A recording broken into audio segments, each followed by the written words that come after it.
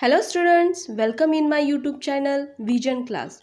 On this channel you are getting all study materials for BCom, MCom, MBA and UGC NET preparing students as well as all CBSE mathematical solution for standard 8 to 12.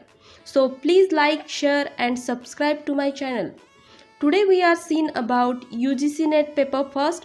First topic is teaching aptitude, which is useful for B.Ed, M.Ed, PET and UGC NET preparing students. So let's see. The introductory part of teaching aptitude study is the main objective of UGC NET exam paper first is to assess teaching and research quality of aspirants. This post is aimed at collecting all required details for teaching aptitude in single page to answer your doubt and question around the teaching aptitude unit of paper first. So, what are the important key topics you need to focus on teaching aptitude? Such as teaching role, learners and characteristics, method and technique of teachings, understanding teaching and learning, evaluation system. All these factors we have to focus on it. Let's see one by one. Teaching. Nature and objectives, steps in teaching, factor affecting teaching, teacher characteristics, identification of a learner needs, creating appropriate learning situation, effective teacher, progressive teacher, teaching style. Factor plays very important role in teaching, right? Next one is teacher role. What should be the teacher role in teaching?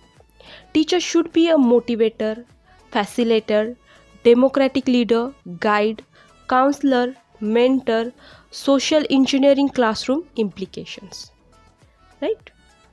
Next one is a learner characteristics. Teacher must be understand the characteristics of a learner.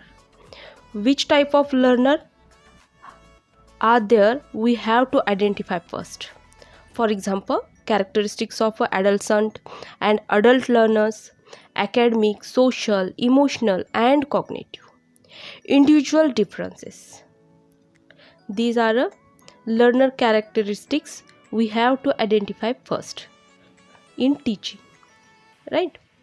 Next one is a method and techniques of a teaching. What are the methods of a teaching? These are learner-centered teaching strategies, projects, group discussion, activity, cooperative learning, seminars, debates, etc. Effective use of ICT, AV aids, improvisation, tools and technique of evaluation, concept of CCE and assessment. These are the techniques and methods of teachings. Now we are seeing about understanding teaching and learning. To understand the teaching and learning, government frame out some act such as NCF 2005, KCA 2007 and Right to Education Act 2009.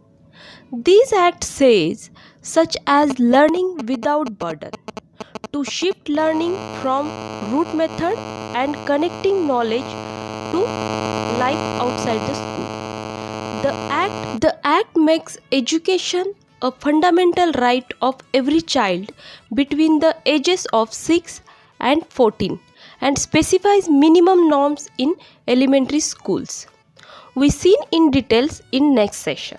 Now we are seeing concept of teaching. What is teaching? How it is different from other relative concepts like instruction, conditioning, training and indoctrination. Teaching is one of the instruments of education and is a special function is to impart understanding and skill, right?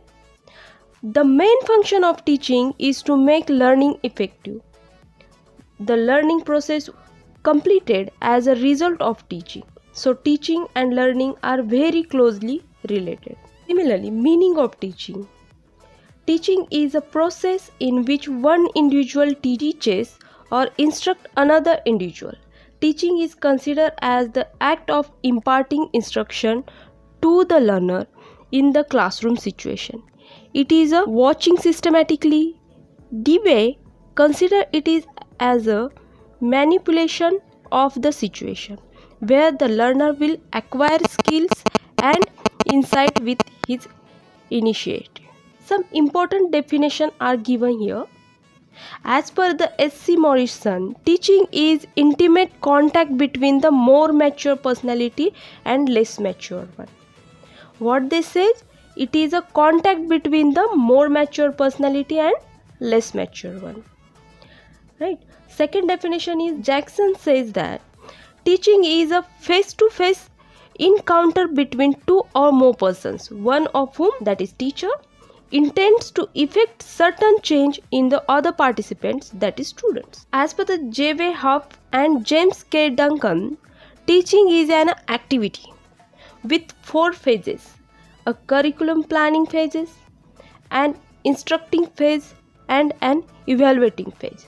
This definition presents the organizational aspects by which we can describe and analyze the teaching process. Fourth one is analgesic. Teaching is interpersonal influences aimed at changing the behavior potential of another person. This says it is a interpersonal influences aimed at to change the behavior and potential of another person. Next definition, as per the Clark, teaching refers to activities that are designed and performed to produce in students' behavior. These are some definitions which is very important. So now we are seeing about the objective of teachings. The major objective of teaching covers different type of intended learning outcomes. These are acquisition of knowledge, development of understanding, development of a conceptual, intellectual and subject specific skills, development of values.